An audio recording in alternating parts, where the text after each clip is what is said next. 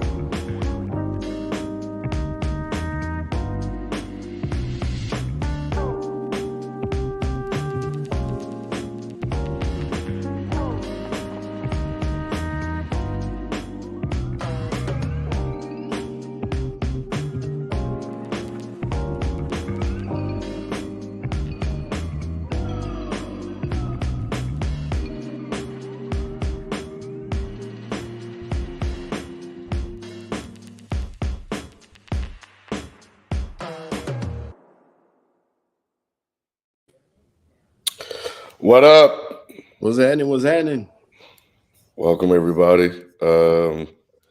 Starting a little bit later today. I'm in the middle of a draft on Madden, so I'll be distracted for about another 10, 15 minutes. But we're gonna still make this happen. I got to make my pick now. Actually, who do I want? I want this corner, but I need to shore up my offensive line.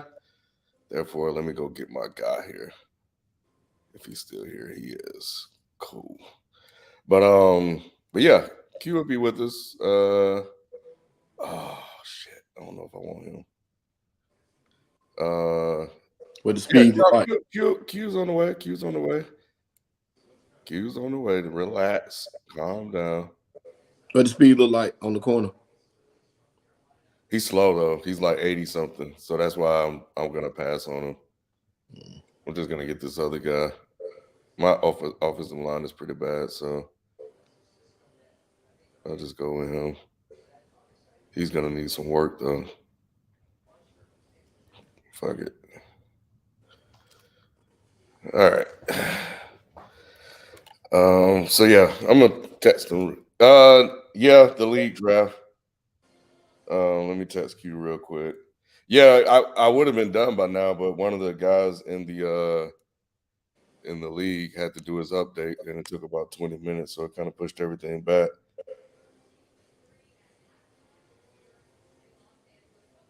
All right, I don't know if I'm gonna. Hold on, let me text Q real quick. How that game looking? I had to start Cam Akers tonight. He fumbled. Oh shit. It's 13-3 Raiders. It's nothing. I mean, Cam Akers done then. I had no other option except start Kareem Hunt, who's been miserable this year, or pick up one of those Seattle running backs, but all them jokers hurt. So Mm-hmm. I just close my eyes and pray for the best. He got 8 rushes, 26 yards, and a fumble lost. So damn near 0 points. Let me see where he is. That's fine.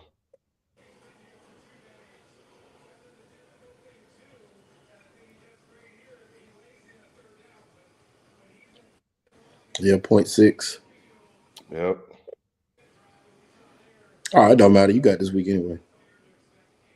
I never say that, bro. Like the weirdest shit happened to me when I play people. Like their worst player would get like 40 points on me. It's always happen.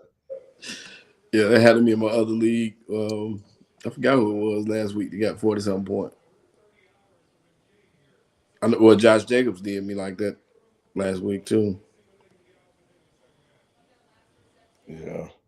Yeah, it's 13-3. Josh Jacobs got 18 carries for 58 yards and a touchdown. It would be worse than that, but Derek Carr threw a ugly interception.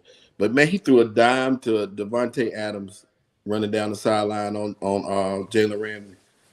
Mm. He ate him up. I probably could have gotten that corner and passed on damn. There's some good I should have just got that corner instead. When's my next pick? Third round. Oh fuck. All right.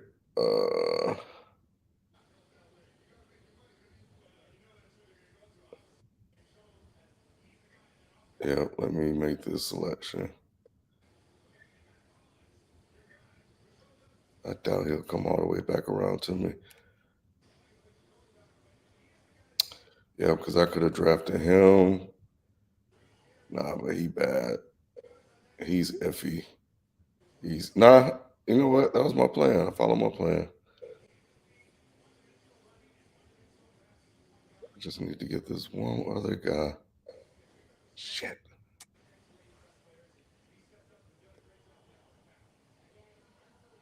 I hope he good. I reached a little bit with this one. Mm-hmm. Dead end drafting.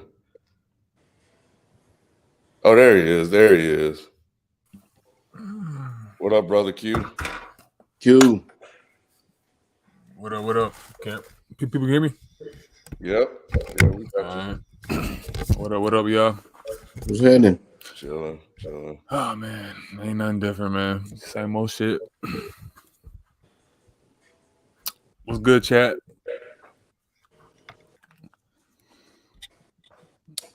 In this Man. I know we got a lineup.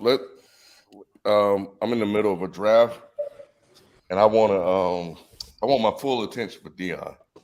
So we can start on some other stuff before we get into him. Hopefully it won't take much longer. Nah. Probably about 10-15 minutes. So I'm gonna go ahead and kick us off. For sure. So we don't be on here all night since we started 30 minutes late. This is the place where sports opinions collide. That is sports. I am your host, Kenneth Beans. Joining me on the show, we have Brother Q. What up? What up? What up? We here. Shelton J. What's happening? What's happening? Tracy, we ain't too hard on Deion, man. But yeah, man. Thursday show, much lighter show, somewhat a bit more technical show. At times, the Tuesday show is Take Tuesday. But but we here, man, more of a condensed show, and it's a call-in show too. So we're gonna welcome you guys to come join us. maybe about halfway, 20, maybe about 30 minutes into the show. And there's that. But yeah, hit the thumbs up button, leave a comment, hit the like button.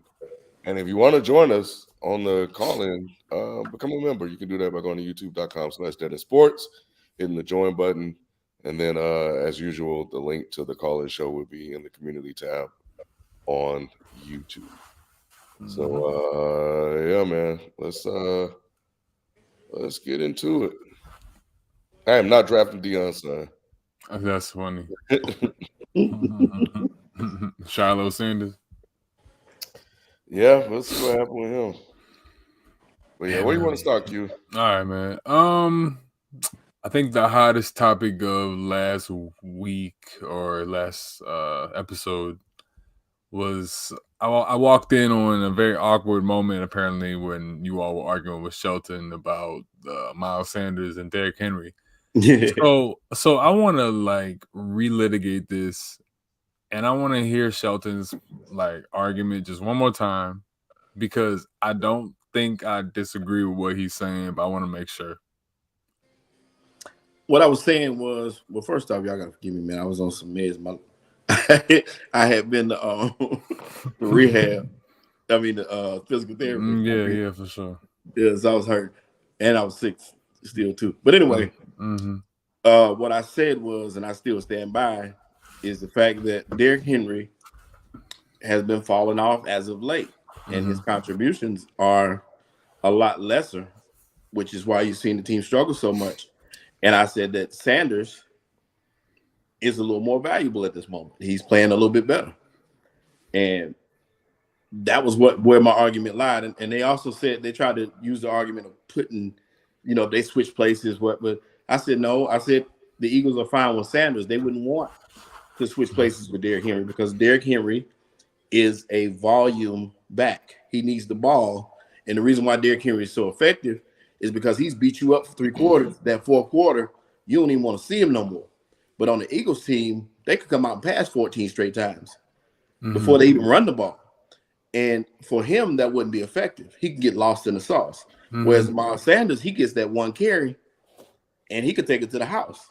Or he going to get you 8 or 10 yards like it ain't nothing and get right back in the floor of the game. So there's the difference in the two. One has to warm up like an old car. You got to heat it up and turn it on and let it run up and, get up to speed. And needs, Derrick Henry needs, 25 to 30 carries a game. Miles Sanders can get 12 to 15, and that'll be about the same in yardage. And that was my argument. One has, and the thing of it was, I had Miles Sanders ranked 4th on my list. He was 4th, which still ain't that far off. I had Derrick Henry at 6th. That's just where I have him ranked at year to date going forward. Now, Derrick Henry does have more yardage. He has about close to almost 100 more yards, not quite 100, and he has 1 more touchdown. But yards per carry is a lot less, and the amount of carries that Miles Sanders has is a lot less.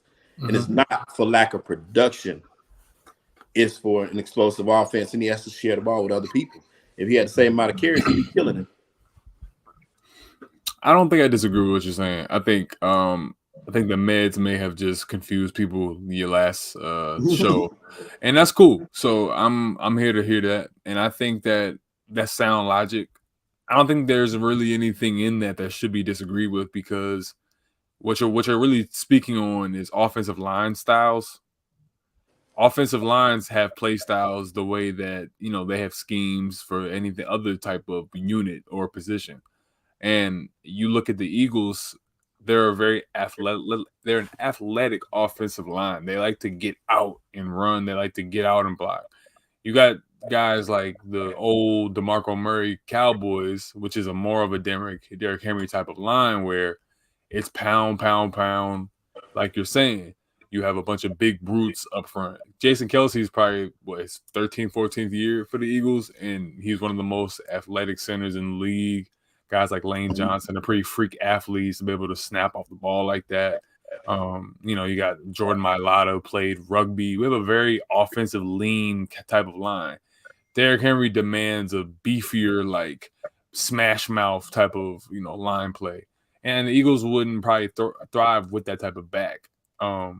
Contrary to popular belief, just because you throw a popular or a great talent in a different situation doesn't mean that it's always going to turn out to be right. So I wanted to start because I didn't think that it was that crazy. They made it sound like Sheldon said that Miles Sanders was the greatest running back prospect Right. we have ever seen in the last 10 years. I'm like, all right, let's. Well, part of the problem in Shelton's argument was he used the last 4 games of Derrick Henry as a base for his argument without seemingly checking the last 4 games of Miles Sanders, and they were kind of comfortable outside of a 100-yard game that Miles Sanders had. So it was flawed in that regard. Mm-hmm. And the thing about it too is the amount of touchdowns that he's had in that time. So yeah, as far as yardage goes, I shouldn't necessarily have stuck with the yardage, just the gameplay and the flow of the game.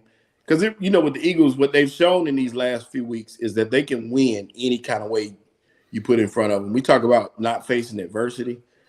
I'm more impressed with being able to show I can beat you 4 different ways than somebody having to show something over adversity. That's right. My impression. Like, okay, we say, well, you can't win a game running the ball, and then they run the ball for most in history. And you come out and say, well, he can't pass, and he throws for almost 400 yards, and prove the next game that we can pass the ball too. Then he'll come out and he'll do both. They're doing all these different things, and some of it be a detriment to certain players if you look at it that way. And if you take certain people and put them in that position, it wouldn't work quite as well. Like I said, you take a Derrick Henry who I need my carries, and he's not a selfish player. It's just in order for him to get going, he needs those carries. If Derrick get 10 carries in the game, Derrick Henry ain't gonna do nothing. It's gonna be like a wasted game. Like Miles Sanders is like a McCaffrey. He's like a Darren Sproles. You know what I mean? He's gonna get you those. He's like a scat back type of guy versus like being power back. I feel that, man, and I also feel what Ken is saying too, because I'm definitely seeing both sides of why people would think Derrick Henry, but I do think that bigger backs like him, the APs of the world, they're pretty outliers. So if he is going to be that type of back, he's going to be a Hall of Fame back, because for him to go that long and be that consistent and that much of a brute force, if he can continue to go 2, 3, 4 more years, he would be defying all the odds. But I do think that the injuries sadly will come with greater regularity, because they turned him into the entire identity of the team. You know what I mean? Right. And that's not realistic for an offense or just any organization in the NFL, in any team past the 1990s, dude. Like, come on now. A running back is your offense. Like, it's not gonna be it. Right. And that's why the like a Derrick Henry 30-yard game is much different than a Miles Sanders 30-yard game. You know what I'm saying? It's just different. It doesn't hold the same weight. So when I'm evaluating the two players, now if I'm saying who's the better back, it's not a question. And also that's why when you're doing rankings, it's a tricky situation. Because we have a tendency, like a Patrick Mahomes, for example. A lot of people have a tendency of putting Patrick Mahomes at the top because we feel like he's the most talented guy on the planet, which he is. Yeah. We already know that he's the most talented. But when you look at the game film and you look at what happened in a certain game, how can you put a person above a player that outplayed him 3 times in a row? You know what I'm saying? Yeah. When you're looking at it realistically, we know he's the most talented. We know he is, but he's been beat by these guys, and this guy's been outplaying him. So rightfully so, he should not be ranked ahead of this guy until he proves that not only am I the best because y'all know I'm the best because I played it on the field and proved it. That's when you get the rankings, and that's the purpose of rankings. Because if you ranking players and we just do it because of who's most talented, them rankings gonna stay the same because the talent ain't changing. It's never gonna be. There's none of these guys. Joe Burrow will never be better than Patrick Mahomes as far as pure talent and what he has, but when the stats and the gameplay show otherwise, give Joe the credit. And everybody know how hard I am on Joe. So if I get Joe credit, boy, that's saying something. Yeah, man. Joey B. Yeah, but that's what happens with rankings a lot of times. Rankings will have you all over the place. Yeah, I think it's updated rankings are the way that I don't know the way that y'all are doing them is up to y'all. I just think it's kind of hard to gauge it because you need to see full bodies of work, like full sample sizes. You know what I mean? Like, I don't like it when MSNBC or any type of news organization calls like the race every 3%. Like that doesn't make sense to me. You know what I mean? Like any type of election, like, oh, well, Herschel Walker is up 2%, and it's like, bro, there's like 1% reporting. You know what I mean? Like, show me a larger sample size, then I can actually give you some real context in my actual opinion. But I would think it's pretty safe to say right now that Joe Burrow just has his number. I don't know what that is. Let's actually go there real quick before we get to and Ken will let me know when he's done. But this is a good spot because you have Patrick Mahomes, who's been crowned the golden child of the NFL. Joe Burrow, I think that they've positioned him where Herbert was supposed to be because Herbert didn't take off. Herbert flopped. And, Herbert went triple aluminum, you know what I mean? But Joe Burrow went, triple platinum. So they had to go with the golden boy now. So we have Burrow versus Mahomes. Are we thinking that this is now becoming, like I just said, is this going to be the like perennial matchup between the two, like, two young guys? You know what I mean? Is this going to be the forever, like the next Manning, Brady, next 10 years type of thing? To me, it should be. I mean, but at the same time, I don't think the media's given up yet on Herbert, which is crazy. Like I said, based off the play, because Herbert can't get over that hump of Patrick Mahomes. He can't, no matter how well he plays, he can't get past it right now. And Joe Burrow has proven time and time again, 3 times in a row, as a matter of fact, that he can. So it should be him. And they also are holding on to Josh Allen because that's the real rivalry that they're looking at. It's based off the playoffs last year and the fact that Josh Allen was able to beat Patrick Mahomes earlier this year. I think that they're looking at a Josh Allen thing, although Allen has the injured elbow, so I guess that's what they're saying. And his play has been kind of slack as of late. They won 3 in a row, but he ain't been that great. He's just been, he's been unspectacular to say the least. But they still trying to hold on. They're trying to find that one white guy to get up in there. They're gonna get one. They're gonna get one of their boys now. And I don't really think it matters. I think they'd rather be somebody other than Joe Burrow, because Joe Burrow has shown to kind of be a little bit more on the the darker side, so to speak, if you want to put it that way. So I think they wanted to be. Plus, Joe Burrow, I don't know if they look at him like a media darling, so to speak. Like he's not really one of those guys that go out there and can really talk like that. So I think they'd rather it be Josh Allen or even Herbert. I think they like how they talk better. If you watch it, I think that's why they're angling that way, to be honest. They want a guy that can be a media darling. And it ain't working out. Joe ain't hearing none of that. Yeah, no, it's not going the way that they wanted to. And it's pretty clear because Mahomes is still a problem that a lot of people can't solve. But I think Burrow has ascended to this point where he's now undeniable as like having that X factor.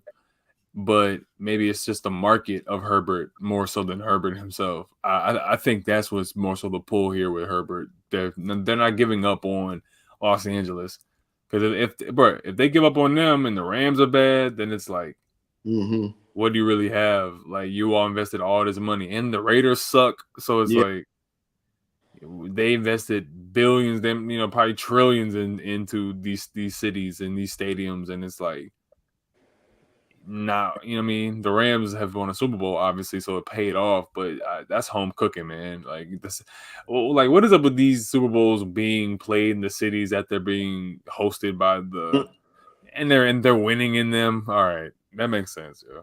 I guess. But be like that.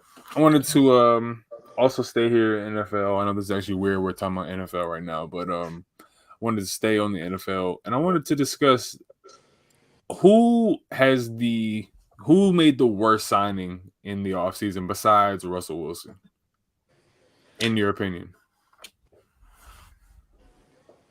You said besides Russell Wilson? Besides Russell, it's so obvious with him. Geez, that is like the worst one. Let me see. Would it be the Chargers and J.C. Jackson? I mean, that could be one. Derwin James. I'm Yeah. joking. Let me see. I need to see a few of them. Yeah, I'm Yes. trying to pull up a list too. Drink more water. You're exactly right. That's what I was gonna say. It was the worst non-signing was the Packers letting Devontae Adams walk. That was the biggest non-signing. Mm-hmm.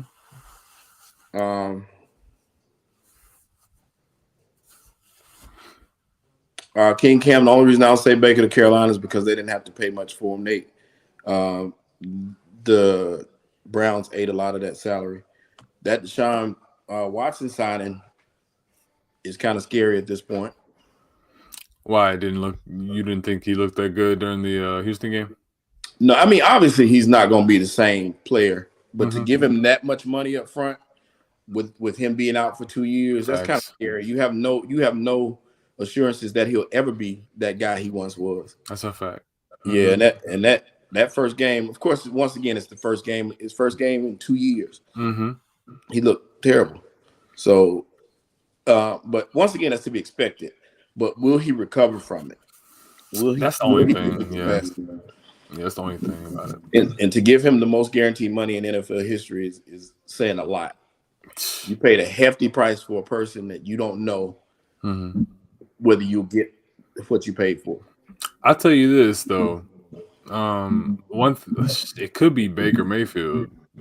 Even though he was a trade, like I'll accept a trade as well within your worst signings or trades. But for me, Baker's in there too because now the Rams just got him for free.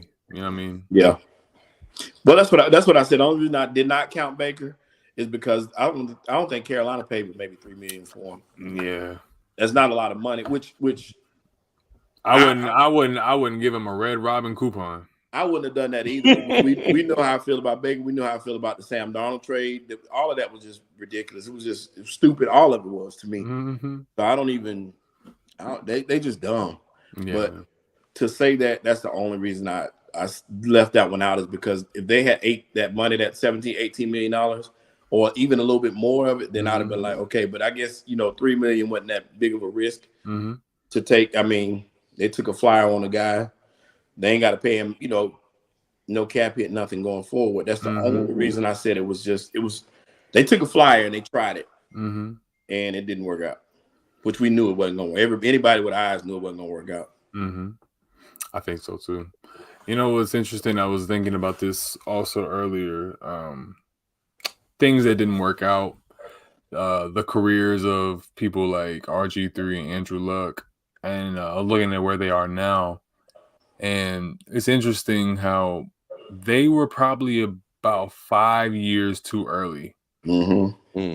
It's actually really tragic when you think about how RG3 might be even better in today's league than he was during Shanahan. And Andrew Luck might be so much better in today's league than he was even during that 2012 through 2015-16 run.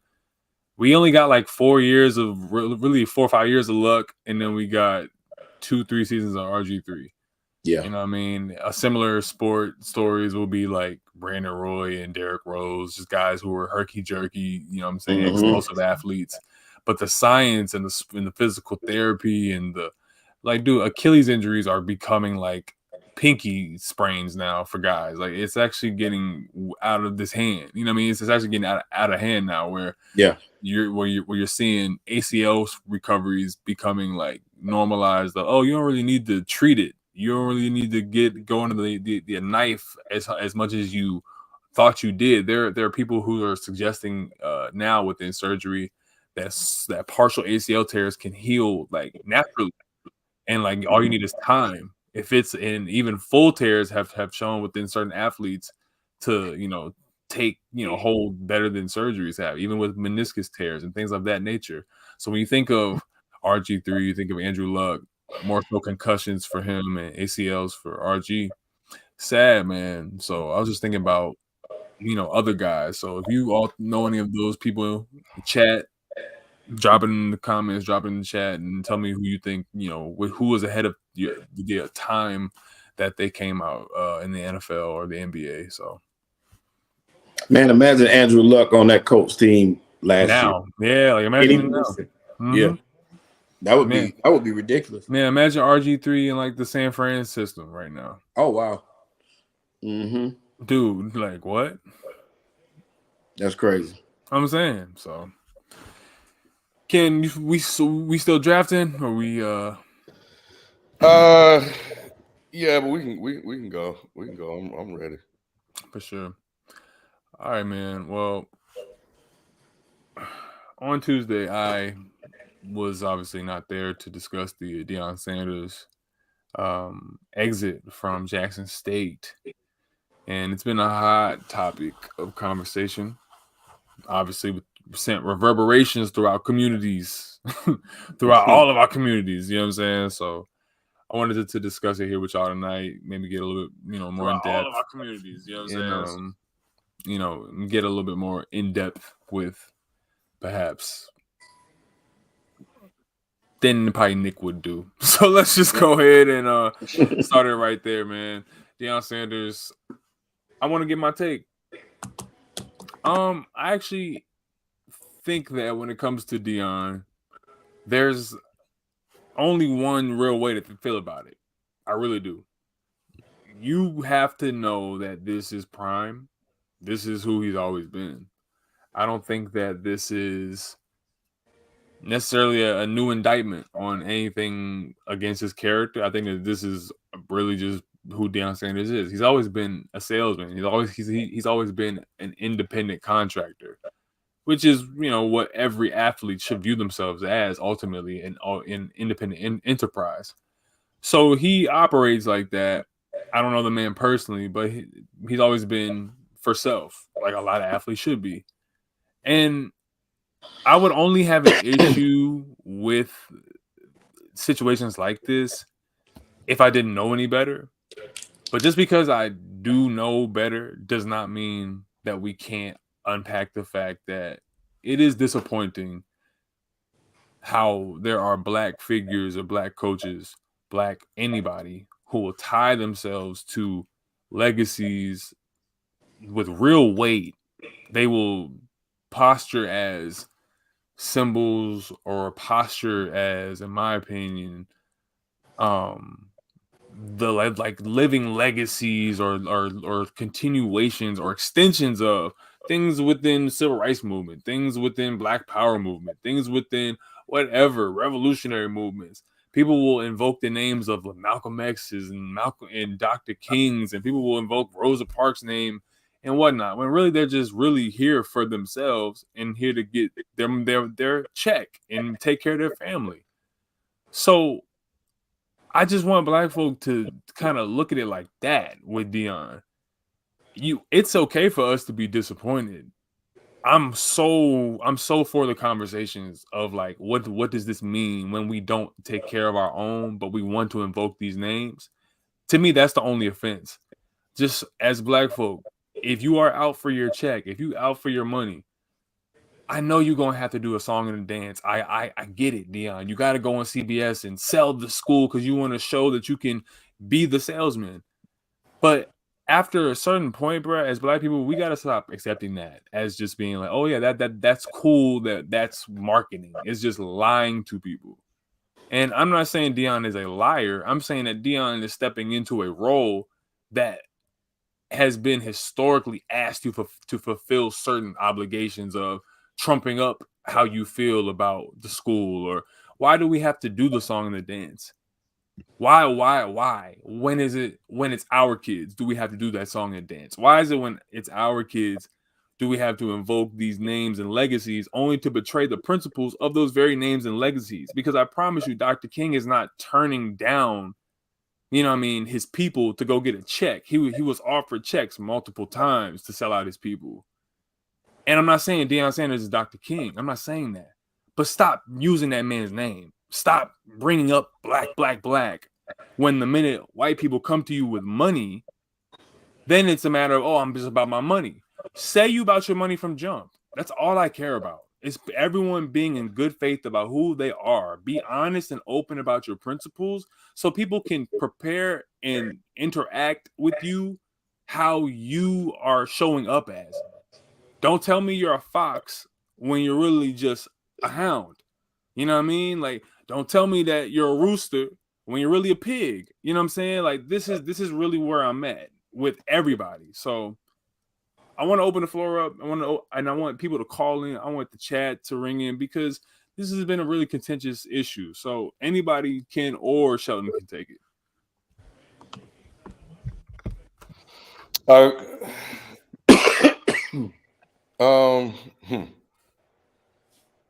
You want to go, Sheldon? No, you can go ahead, Kim. All right. The biggest issue I have with Deion, and you're right, Q. I did think about that, and I'm really upset with myself for not really paying attention the way I normally would have when he first took the job and started selling this stuff, and what he was going to do, and then actually putting action behind it at the same time, which was also really, really dope as well. I fell for the okie doke. And if I would have known prior to him, if I would have known his ambitions from the jump, I would have said off rip that he was going to leave. Mm-hmm. So Deion conned me the same way he conned Jackson State, the same way he just conned Colorado. Well, I don't even think he conned Colorado, the same way he conned Black America. The same way he conned every single football team he ever played for and baseball team he ever played for. You know, this man's goal was to get to where he's at now. Mm-hmm. And he's there now. But it came off of the backs of Black people. Mm. And you sold us a wolf ticket, making us think that it was going to be something completely different. And that is the issue and that's why a lot of Black people are hurt, because we saw the attention. We saw the games on television, the additional games on television. We saw him donating half of his money, back to the school. Like, he really painted this whole thing, man. It was kind of crazy. And it was really good what he did. The other thing is that he didn't take the best job. This man went to the Siberia of football. They wanted this man away from everything he was doing to uplift, because understand that what he was doing was great and it was working. And I always go back when I'm having conversations with people, I always remind people of the outrage that the white sports media felt when he recruited Travis Hunter. And they realized at that moment that they were in trouble. And that if this guy would go there, and then I think he got another top recruit to go there, that all of a sudden everybody would start making those moves. It was a big thing. You had a lot of athletes talking about, I'm going to go to a HBCU now. So Deion, I think, fell for their con game. We're going to, and Deion truly believes, as he should, and he probably can, that he's going to change things when he gets to Colorado. But we're talking about a team that has one win in the last 16 to 17 years. We talk about on the NFL level and on a lot of levels, like, Black coaches get the worst jobs. They build it up and then they're fired. Mm-hmm. This is what he did voluntarily. And then he's taking all these people to him. And then he's hiring a bunch of white people on top of that. Yeah. So you're not even really given a real opportunity to change things. And they don't even have the fucking money to pay you, bro.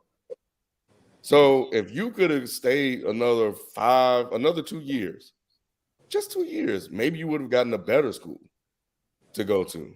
Mm-hmm. But the issue is that you basically used us for your own ambitions. And you didn't even get one of the best jobs there was out there. Mm-hmm. And these guys are very slick, man, in how they do things and how they move and how they operate. Mm-hmm. Terminate or elevate. That's what he said. So what happens when in 2 or 3 years Deion is terminated? If that Mm-hmm. happens, then the thing that he's doing for black coaches alike, with I would like to see him give more black coaches jobs, is gone. You're invoking God to try to hide. You're trying to hide behind God. Mm-hmm. In your responses, so for people don't criticize you, but it's just a massive disappointment.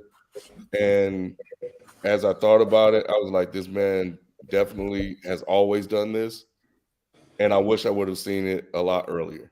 Mm-hmm. But what I would like to see is that we got to stop making excuses for this brother. Mm-hmm. We got to stop trying to validate what turned out to be an verbally abusive relationship. At the end of the day, Deion wasn't that bad. He did a lot of good things, for it, and he did. This man left us. It's like, bro, it's like this. Deion was with the black woman, and as soon as he got a little bit of success, and when he get on, he left and went and got a white woman. This is exactly what this is. Real shit. And when he get on, leave your ass for a white girl. We see it happen all the time, and it's unfortunate, and there's a lot of but I see teaching people how to fish, or the blueprint, and Spike was talking about other black coaches can go there and do what he did. Every black coach ain't Deion. Thank you. As soon as Deion left, It's the brand equity in JSU all the way down. It's gone. The president of JSU can call Walmart. They ain't picking up, bro. Or they're not picking up right away. Strahan, you think Strahan gonna answer that call as quickly as he did with Deion call? So that's the other thing that I want people to understand. Like, he didn't really instill a way of doing things. The way of doing things was Deion, and the power that he had behind his name when he gets you on the phone and call. So as soon as he left, HBCUs went back to where they were. And in 2 or 3 years, are we having conversations about HBCUs? Those TV contracts will probably be pulled. Yep. And we're almost starting all over again. Yep. So we have to be realistic about what happened. Deion was selfish, and Deion did what he always do. And it is what it is. Did he do good things there? Absolutely. But it was to serve his needs. Right. Not Jackson State. Yep. And I totally agree. The biggest thing for me is those things that he did that were great are not sustaining things. These aren't things that they can build upon because he wasn't there to implement it long enough. It wasn't like you built this traditional program that has a level of success, and those relationships we talk about, they weren't established to where it's a Jackson State calling a Walmart, Jackson State calling this place. Like you said, it was Deion. And after a couple more years, you could get people in place to do those things. Before you leave, don't leave the cupboard bare. And he can't say he did that. If he set him up and honored his promise that he went in those houses and told those people.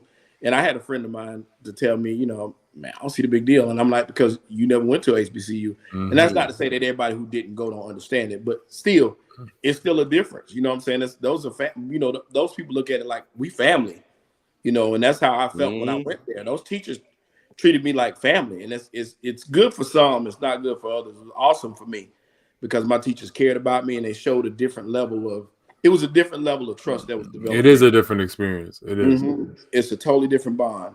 And those people, some of those guys looked at Deion like their dad. Like, that's the father figure they didn't have. Bruh, like seeing Travis Hunter crying and shit, like on the sideline when he was I think it was just before the first game he played or something with Jackson State. Dude, he's like, thank you, coach. I love you so much. Like, dude, like just seeing like, right. It's nasty to me, man. I just don't like it. It was a powerful thing, man. Like, I think Marty has a really good point. Eddie George, is a Heisman winner that don't nobody care about. Isn't he coaching somewhere? Yeah, he's at Tennessee State, I think. Are we talking about Hugh Jackson at all? I'm saying, you know, we prime and covered Deion. Mm-hmm. And Sierra, I there is a lot of false information out there. I've seen some of those things, and I'm just waiting for actual real reporting instead of just rumors. But yeah, I would find it hard to believe that they would turn down a TV contract or a deal. I do too. But it's possible. There's a lot of things that always say happen to magically come out about the HBCU being janky or things that go right behind the scenes. The minute that's all PR. I don't want to hear that bullshit because they never do that for white folk. Like, right. And you know what? I'm tired of the argument coming from juvenile-minded black folk who think, oh, well, y'all more mad at Brett Favre than I can't fucking touch Brett Favre. I don't know niggas that know Brett Favre. I know niggas that know Deion Sanders. Like, actually know him. Like, every black man over 40 knows somebody who knows Deion. Like, it's just that simple. Because he's in the community, bro. Like, so for the fact that people want to make that argument of y'all more mad at blah, blah, blah, when we do get mad at white folk, y'all say it's not that deep then. So what is deep to people? Like nothing. Ain't shit deep to y'all. So stop trying to really, it's just y'all want people to stop talking, stop thinking, stop trying to unsettle my fucking juvenile worldview of everything is cool and sunshine and rainbows and everybody just getting money. Nigga, everybody ain't getting fucking money. Some people are getting played and some people are getting fucked and thinking that they are the best thing since sliced bread. Meanwhile, we are getting fucked because Jackson State is not just Jackson State.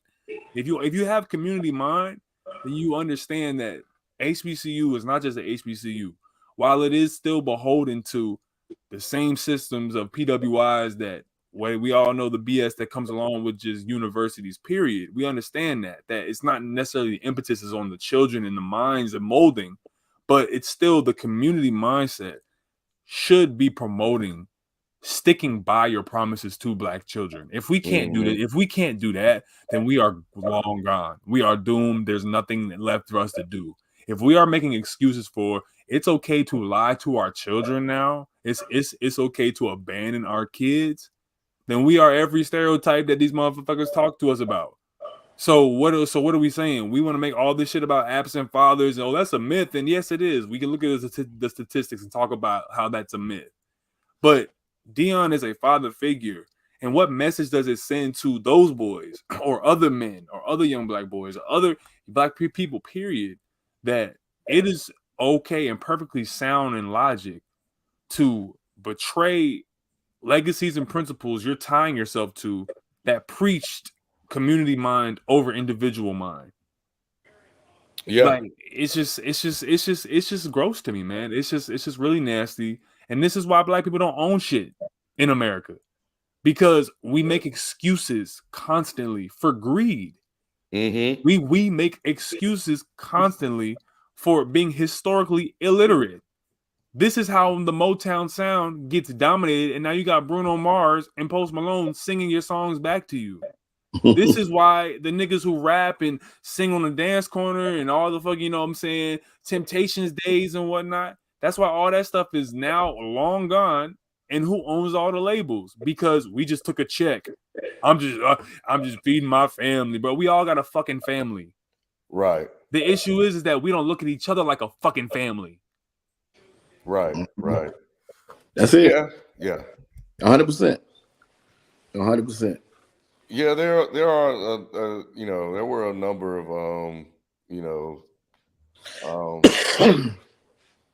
excuses people were making to try to make themselves feel better about what happened.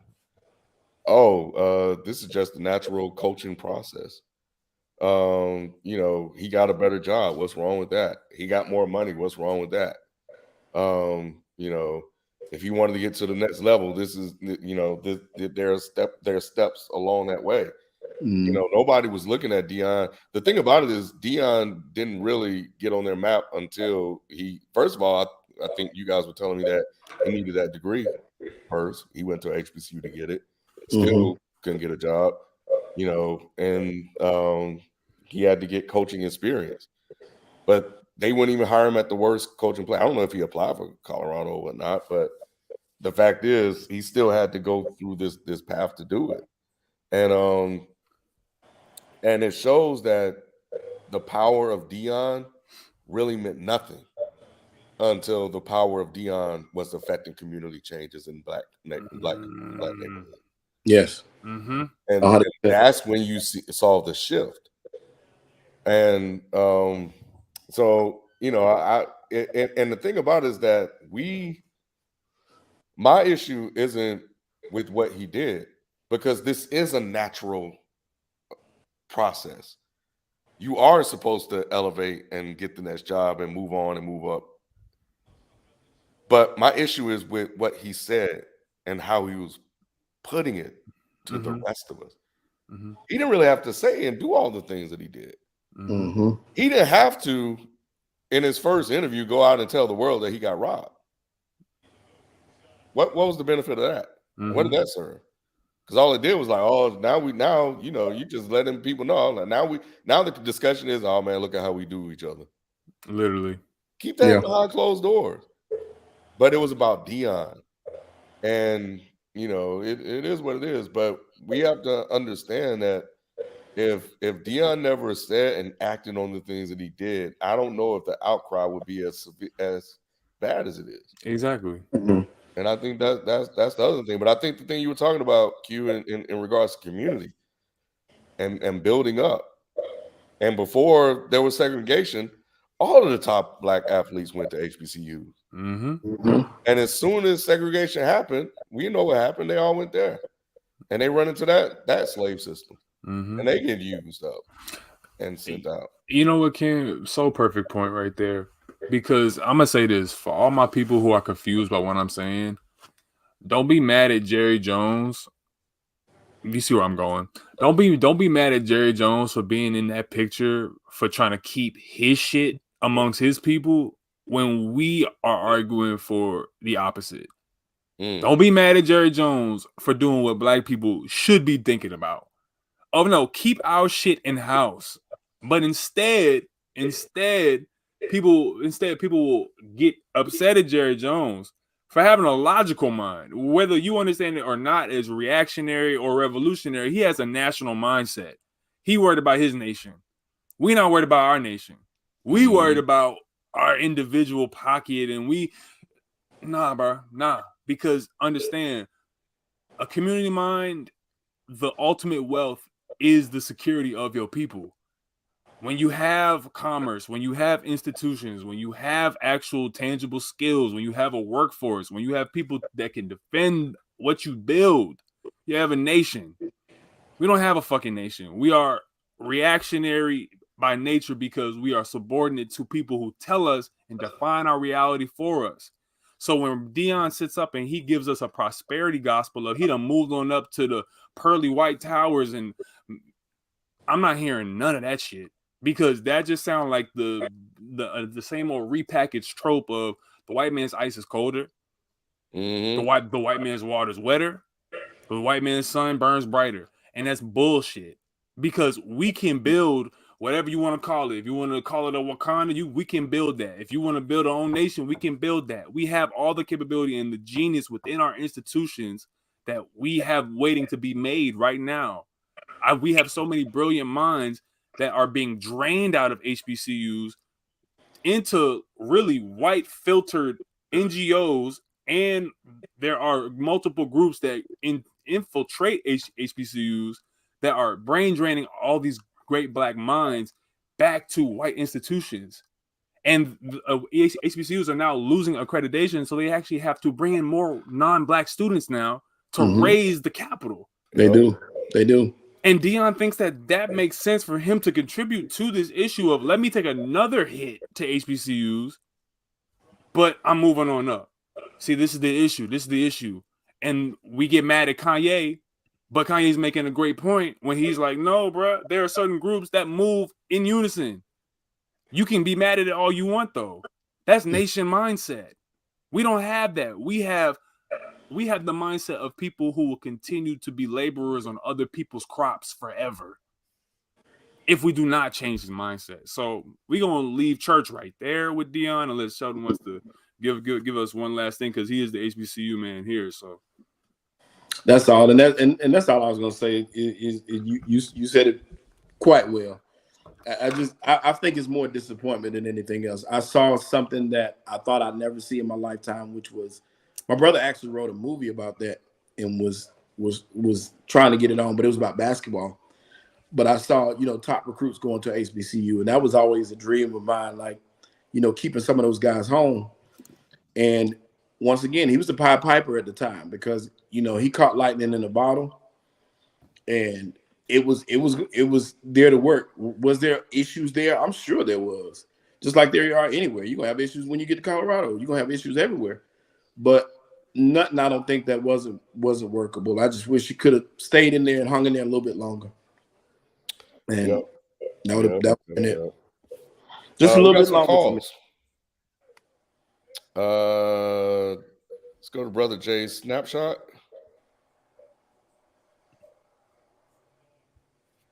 Yo. Yo, what up? Oh, There we go. I'm in the dark. My fault. Yeah, it's all good, brother. What up, Jay? What's going on, man? What's going on? Sorry, I ain't got no lights on here. I got no good studio lights right now. Studio lights. Just a good light. I don't have no good light. I don't want to put no bad light on. Cool. Hey, you got a show? No, I'm a cinematographer, DP on a lot of stuff, so I got a lot of camera equipment, a lot of lights and stuff. Oh, okay, that's dope. Where you from, Jay? I'm from Memphis. I live in Nashville right now, though. Got you. What you got for us tonight, man? Yeah, I know it's basketball night. Both of my basketball teams are playing terrible. The Bulls and the Spurs both are playing ridiculously bad. Only good thing I got going this year is the Dallas Cowboys, if they make any noise. But that's it. So that's what my year looking like. I don't know. I know a lot of people are calling for the Bulls to blow it up. They think it's a wrap already. I really felt like they just needed Lonzo back, but I thought he was going to come back this year. That's not happening anytime soon, it looks like. I agree. I agree with that. I think big baller brain ruined his feet. Yeah, they did. That's exactly what it was. It took his ankles out, bro. Mm-hmm. Hey, your Spurs winning tonight. They're gonna finally win. They had lost 11 in a row. Oh my God, yeah, it's been bad. I won't Pop to give it a rest. They have 20 right. They have 20 right now though, so you got to win tonight. Yeah, I do think it is time for Pop to retire. Yeah, it's time to go. Go and give it to Becky. Don't let Becky be the first, and it's gonna keep it moving. No, she's gonna be the Kamala Harris. Probably, definitely. But we did it, Joe. Oh yeah, for sure. She's gonna be hyped. Mm-hmm. But yeah, it probably is time for the Bulls to blow it up because Lonzo would have made a difference, but I don't think he would save this team and put them, on the championship contender level. Levine is hurt right now. Levine has been hurt for the past 2 seasons. He hasn't been able to get right completely, and it's still lingering. You got DeRozan, who's getting a year older, so you need to be able to maximize him as an asset. I think you still have great pieces you can move. You have Caruso that you can move. Patrick Williams is hurt, right? So I don't know. Yeah. He can't stay healthy either. Yeah, so you got a bunch of Chicago's always had a really bad medical program for some reason ever since D Rose. Yeah, I'm a huge DeRozan fan. I don't know. I have an old basketball mindset, so I love the mid-range game, and I love watching him work that. But I think Vucevic is ass. I mean, I like my big man to be big man. I like my big man to get rebounds and be aggressive and throw it down to you in paint instead of looking for a 3 all night that you may or may not hit. But yeah, I thought if they had their full unit with Lonzo, that they could at least make playoffs. I thought. Probably put somebody out one round, but yeah, this is probably looking like it's over. Mm-hmm. I feel that. Who do you think will be the first person to get traded? I I don't know, because it just depends on which way they want to go. Like you said, they do have a lot of talent. I think they like that. I like their young pieces. Like I like their young shooting guards. I still like Kobe White. I like a lot of their young pieces. So if they wanted to, they could trade whoever. Like I would probably think about shopping my best piece like Zach LaVine, because he can't stay healthy. Try to send him somewhere you can get some good picks. Most trade value for him for sure. But he needs to go to Dallas. Oh, that would work for sure. That'd be nice. Zach LaVine with Luka. Mm-hmm. Yeah, that would. What's be nice. up with Kobe White? Why hasn't he managed to? He was supposed to be the guy. I mean, and he can't even break into their starting rotation. So like that. Yeah. So like, I don't know. I know. I mean, between him and Lonzo Ball, I mean, I haven't seen Lonzo Ball play that much, obviously, but I do think he's nobody talented. has. I do think he can play defense, and I think he's a passer, because I just feel like they have a hard time finding a shot. They got a lot of shooters, but nobody's passing them the ball. They're not passing the ball. Yeah. So I don't know. Yeah, it's weird because he would always have like moments here and there. Yep. And then he would never be able to build on it, and you're always like, oh, he's finally about to put it together. But I don't know if it was. I'm asking because I don't know if it was him, if it was because you see the talent, but is it him? Is it the organization like not coaching him? Is it the opportunity, not getting an opportunity? So because sometimes when you're a pick like him, you think you're supposed to be starting, so maybe you're not putting in the work you need to put in. Yeah, and he was playing. I think like they're also a heavy turnover team. Like I said, and it's just the lack of passing. So he's a shooter, but he's not going to make a lot of plays in terms of assists like that. So just not having somebody to get him the ball, it's just a lot of standing around out there until they throw up a shot, and then it either goes in or it doesn't for them. That's how they're playing basketball right now, and that's just not going to work. So. And I feel bad for DeRozan because I want him to win at some point. I just felt like he was losing so close all them times in Toronto, and then fucking Kyle Lowry go. Was it close? Yeah, I mean, it was close. It was close to his head. It was close to his head. Yeah, his head. Yeah, LeBron was putting in work. Yeah, that would make me so mad. Yeah, the last time I remember, LeBron was doing 30-foot turnaround fadeaways. Man, off the glass around. I would not be friends with LeBron. Fooling around when these. Come on now. Nah, that's fire though. Anything else? I mean, honestly, when it comes to NBA, I mean, let me get this last question with you before we get to the next caller. But who do you have right now as coach of the year in the NBA? Ooh, coach of the year. That's a great question, actually.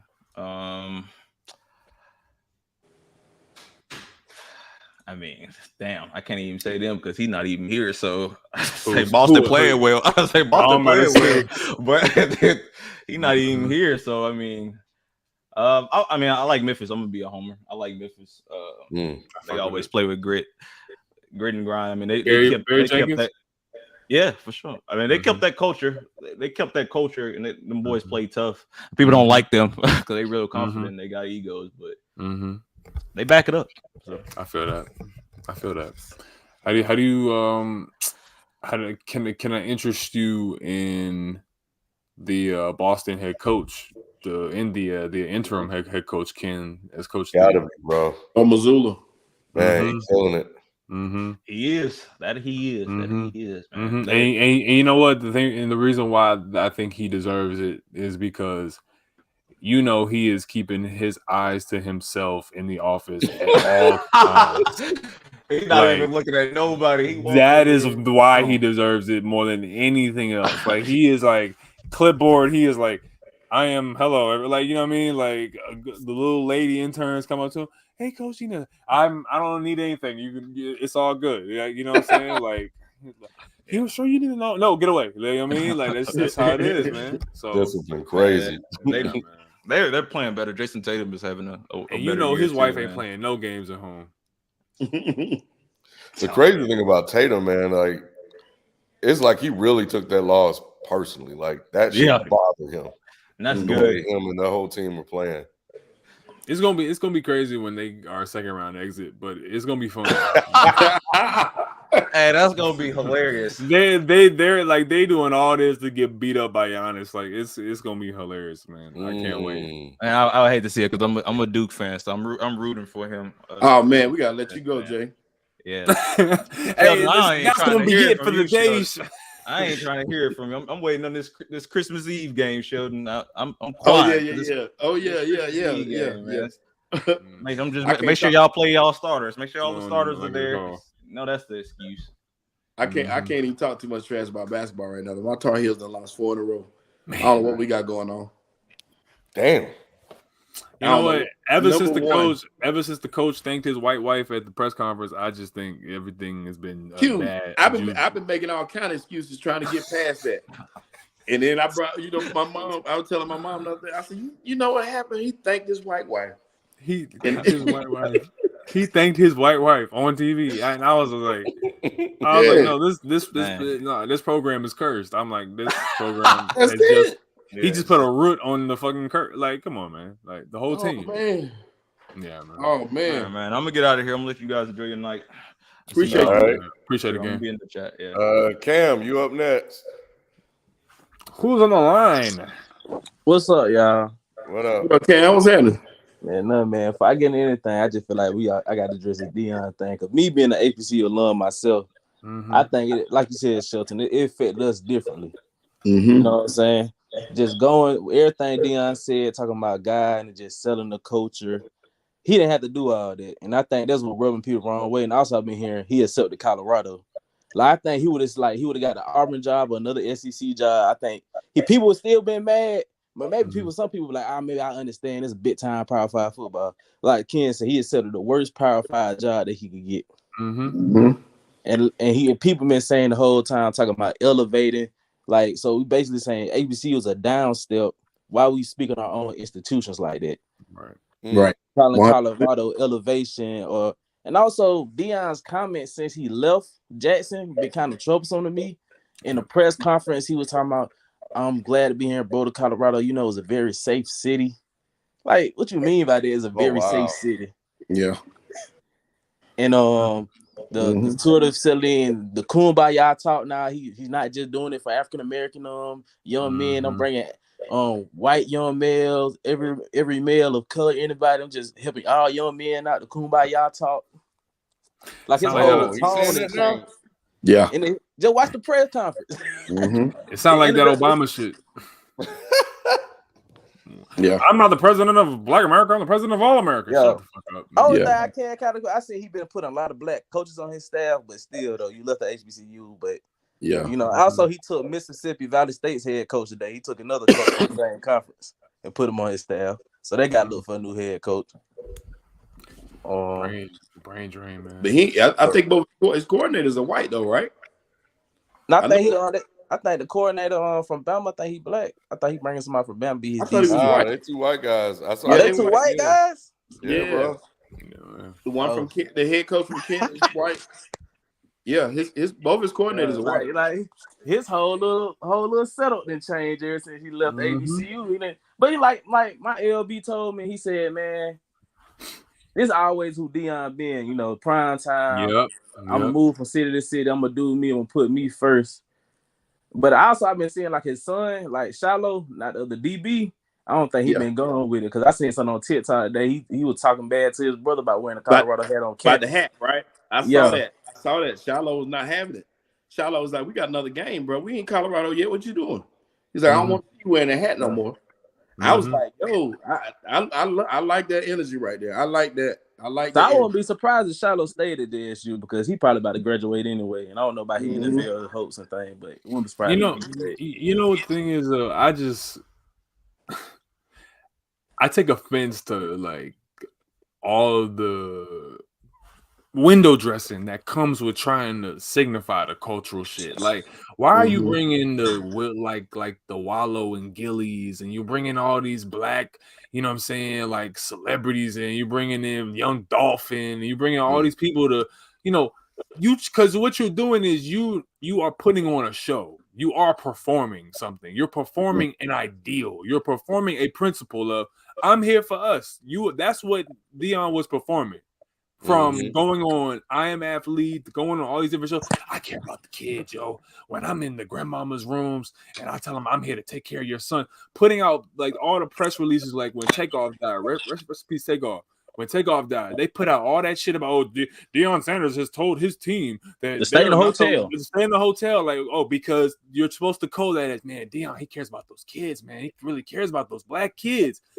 Anyway, Deion, you want to come to this white ass institution for $29 million, even though we're probably gonna get your ass out of here in 2-3 years? Oh yes, man, fuck out of here. I'm not here for that, bro. Like, I'm not that logic. We have to stop.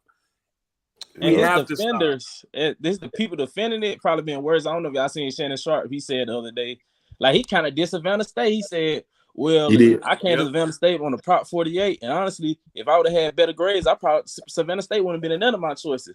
So the only school who gave you an opportunity, you're gonna have to backhand diss them just to defend Deion. Right. I said Savannah State should revoke his degree. I saw that. I saw that. You on the same page as me. I'm telling you, because I was thinking the same thing. I just didn't like that kind of talk. Regardless, if that to be true, then you can say that, but you better turn right back around and say, listen, it was the best decision I ever made in my life, and also because it was the truth. You wouldn't be where you were without that. And also tell them that it was needed for you, because that's what you said any other time. It was needed. And Deion built into that need and said, I'm here for those needs, and turned his back on a bunch of young men that's got to figure it out. They got to figure it out now. Are we going to stay here, or, what we going to do? And I also thought taking Shedeur with him for that press conference was tacky. Because like Shiloh said, we got another game to play. You still Jackson State right now. So what is my quarterback doing in Colorado? My coach left, not my quarterback. And I would not take him. And like I say, they got a whole nother the Celebration Bowl, like the biggest HBCU game of the year, Celebration Bowl, and the whole focus on time is gonna be like Deion leaving. They probably gonna give North Carolina Central no respect. That's why I hope Central go down and smack them boys like South Carolina State did last year. Because you know what? I'm glad you said that. You reminded me of a point.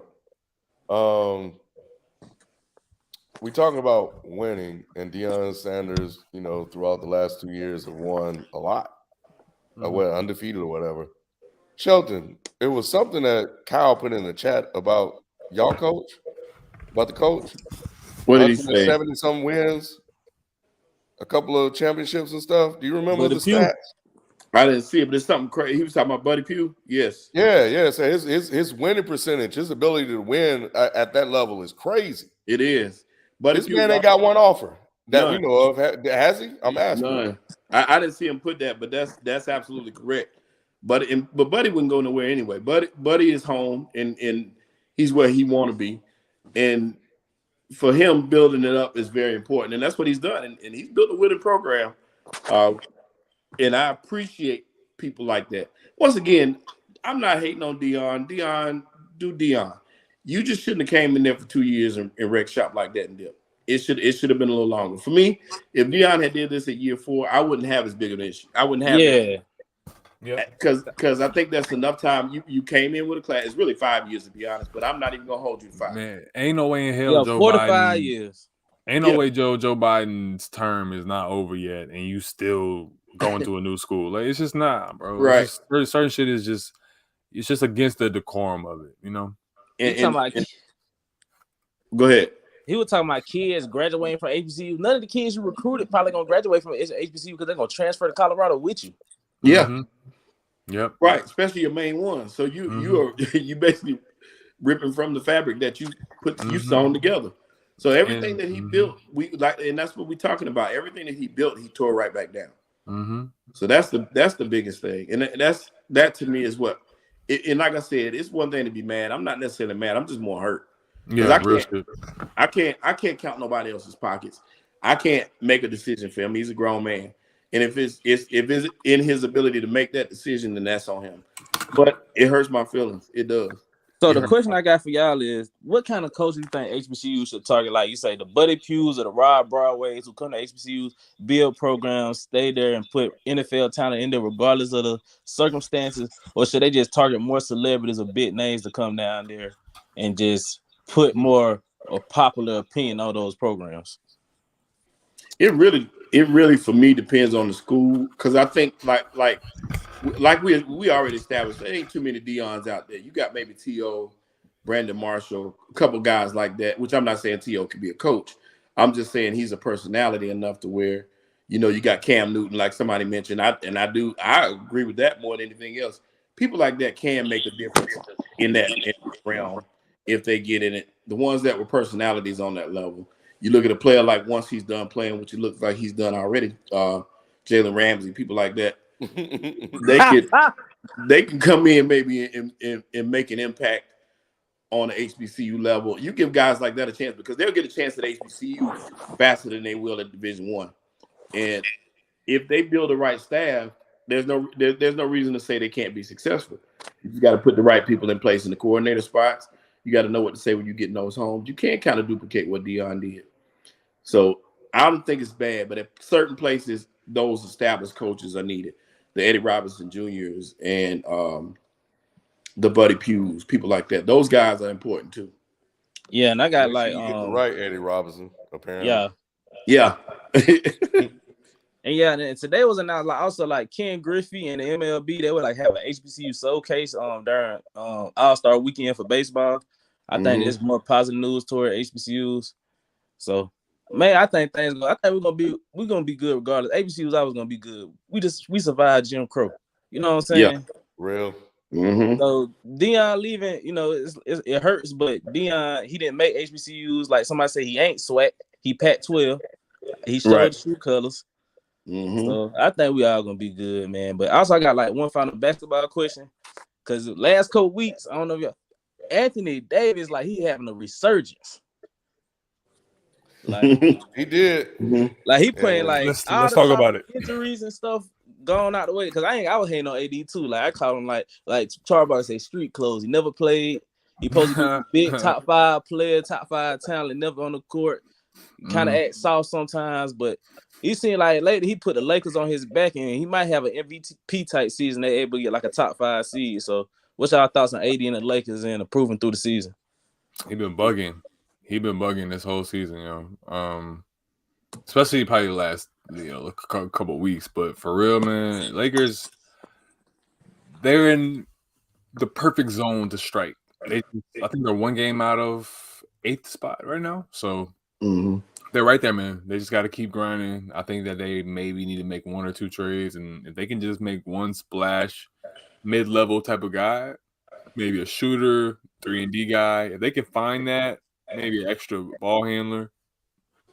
Lakers are cook. They right there, man. They really have some. AD, it was more so. I thought he was done. So I think it's been more so just him fully embracing and having the center position at his helm, and he has full control over the position now. And I think that he's dominating and understanding that he is the anchor on defense. He has to be the guy on offense. And it's just finally his body can do what he wants it to do. So I'm happy for him. I definitely talk shit about him. I hope I'm wrong that, this is truly who he is now. But we'll see, man. It's been amazing. So yeah, would still trade Rush? Could be. I don't know if that's necessarily going to be the option that they go for, because who's going to take him? I think he's been playing a lot better. He's been, way less of a factor than I think he's used to, but which is good because they need LeBron to kind of play off ball more.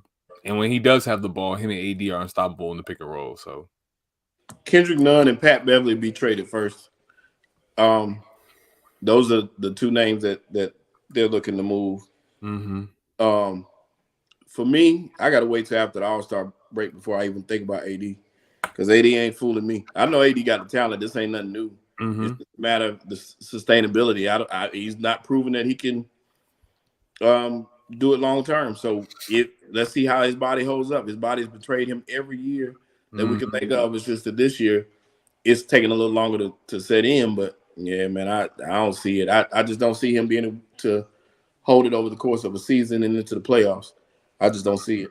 You know, the thing is, I remember I told FIFO, I said, at this point, AD need to go back to New Orleans AD. Mm-hmm. Whether or not he can sustain it or not, you know, we know his history of injuries. Right. But in order for this team to win, just talking about his play when it's there, this is what he needs to do, because LeBron is a shell of himself. I got to give Russ credit, and he needs to get a lot of credit for coming off the bench and not making an issue out of it as people thought he would, and for playing well. You know, I don't see a lot of people giving him props for that, but it is what it is. I will. But just in terms of how he's playing now, in order for the Lakers to win, this is what he got to do. He has to be the number one guy. It's like when LeBron went to Miami and Wade was like, all right, man, you know what? In order for us to do what we need to do, it has to be you. I feel like LeBron somehow, some way made that decision and decided to be number two. So it's just like you said, he just gotta be on the court in order to make it work. But if he does this while he's on the court, you know, they can do some things. And we know the Lakers are 4 games out of 10. We're not talking about the Lakers and their winning. We're talking about how AD is playing, y'all. Context. Mm-hmm. Yeah. Just that. But yeah, that's all I got to say tonight, man. I appreciate y'all coming on here speaking truth to power. Shout out HBCU. Shout out my HBCU, Claflin University. Yes, sir. Sure. So, man, appreciate y'all. Black power. Y'all have a good night. All right, man. What are we doing? Rob. Oh, I got Igwe. Hold on. Where Rob at? Rob, what up? I got to follow that. Yes, you do. From one thing everyone Black Power to Canada. The one thing everyone wanted to know today: what's the white guy's opinion on this? Real shit. What's going on, guys? What up, bro? What's up with you? Just another terrible Thursday night football game. Yep. Man, the comparison for Thursday night football games, man, it's an abusive relationship. You know it's horrible, but you keep going back. It keep going back. And watch the whole game every Thursday. No, and it's always terrible. I do, Q. I'm guilty. Yeah, all hell Amazon. I'm watching Baker Mayfield throw to cosplay Trevor Lawrence right now. Like, this isn't fun to watch. Good Lord. Trevor Lawrence is understudy. I hate it was that game too, and yeah, and I had to start Cam Akers. Man, it's so bad. And I cut Cam Akers. I cut Cam Akers weeks ago. I can't. Jalen Ramsey looks like a battered man. Like, all right, look here. Okay, let me ask. I know you had a bad week 1, but could it be? And 2, and 3, and I'm not making excuses for him. I'm just asking the question. You're making could excuses. it be that he just don't give a damn anymore? Who J Ram? Oh man, he hasn't given a damn the last season and a half. Damn, he didn't give a damn in the Super Bowl the way he was giving. He was like, drink more water. We can't say you could probably say he's overrated. Are you saying he was always overrated? Because I don't know about that. Ram was that boy in Jacksonville. Yeah, he was. And early years with the Rams. Yeah, no, those early years he was good. Yeah, he'll make a couple plays. He gonna give up some though, but he gonna make some. The great Aaron Donald had to carry him. Yeah, real shit, 100%. No. Ken. So I don't know. Did he? Is he just gonna give a damn or what? I'm asking y'all. I think he just quit. I think something happens to athletes when they get to LA. Yeah. Too much good women, too much good weed, too much good weather, man. Yeah. Shout out Kendrick Lamar. And then I think it's a little bit of both. I think it's a little bit of both. I think his skills are deteriorating some, but like you said, that he doesn't. After that championship, that takes a lot. Bro, it takes hangover. You put your whole life, and as a child, as a teenager, as a young man, as a grown man. Like niggas don't get the Super Bowl or the NBA championship until they 29, 30, 31, 35 or whatnot, right? And dudes go so hard that when they finally get it, man, they trying to get fat and relax, man. They like, man, fuck all that, dude. Like, season came too fast. No, like, bro, after a while, you look at the 6-pack in the mirror and you like, bro, it's time to let it go. It's time to. I can't relate to that. as a 5-star recruit. Oh man. Yeah. So I wanted to bring up one thing. I had the YouTube member message on Tuesday, and I sort of wanted to bring it up on this show. I think it's time to start looking at Justin Jefferson for MVP talks, man. Okay. Oh. I really think it's there. I know the idea is receivers are very dependent on their quarterback. Justin Jefferson is dependent, air quotes, on Kirk Cousins. And I think he's one of those guys. You take him off that team, I don't think they're winning anything more than like 5 games. I think he's won them games single-handedly. All right, let's see. Justin Jefferson for MVP. That's first. What we rock? What we got here? What we doing this year, Justin? I feel like he's right up there with Tyreek Hill in terms of receiving yards. I know, but it's just when he's making his catches, when he's making the big plays. Like even against the Jets this weekend, yeah, he only had 47 yards, but a big catch to get them a big lead in the first half, the game-sealing touchdown, like big moments he comes through for them. He does. I think what hurt him, though, is the fact that if you're going to get it and you're not going to be a quarterback, you can't have those games where you have, like, decent games. And he had a couple of mediocre games in a row to where he was questioned. That was during the time when he played the Eagles, and then he played the Lions back-to-back, those games where he had those games. Those type situations, you can't have those games and win it at a non-quarterback position. That's the only thing, because you're not going to get those voters to sway. If you're a quarterback, sorry. No. I was just gonna say, if you're a quarterback, you can kind of lay an egg a couple of times, still win MVP. But the specialty positions, you got to shine on 17.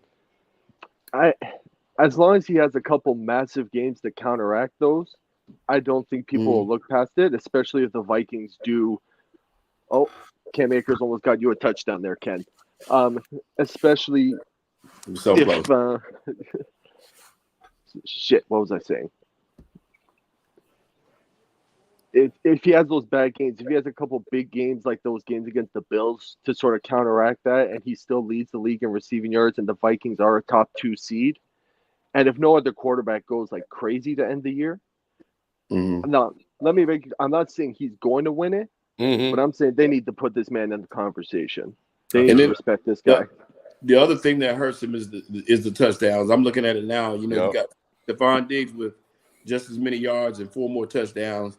You got Devontae Adams with 12 touchdowns. He has 6. Travis Kelce with 12 touchdowns. These guys have just as many receiving yards, but more, twice as many touchdowns as him. But like I said too, it's the moments that he's getting those big plays. He's winning them these games with whatever. When he does get a touchdown, it's a big touchdown. You know what I mean? Like, and I think that's what sort of helps an MVP case is, do you win? Are you a part of a winning team first off? So that's where Devontae Adams gets taken off. And then you have Stephon Diggs, but he's got Josh Allen throwing him the ball. Like, Justin Jefferson. Oh, go ahead. I'm sorry. No, I lost my train. Go ahead. I'm sorry about that. But I was going to say, I 100% agree with you, though, Rob, on that. It's just that's how the voters going to look at it. The voters going to look at it like, with 12 games in, you got 6 touchdowns.